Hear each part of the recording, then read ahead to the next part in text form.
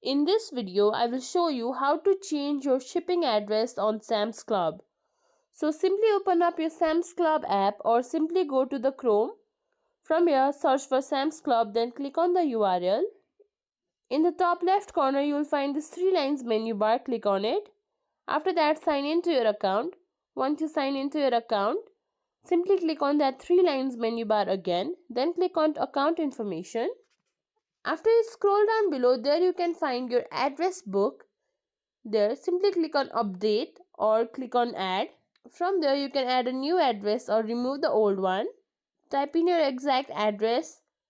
After that, simply click on save. Then you can choose your default address or preferred shipping address. Then click on save. Or the next way to do it is at checkout.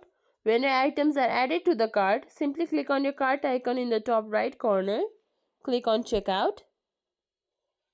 After that, you can sign into your account. Then it will show your address or shipping details. There you can simply change your shipping address and then proceed to payment. And that's it. If you think this video was helpful, please like, share, subscribe to our channel, and thank you for watching.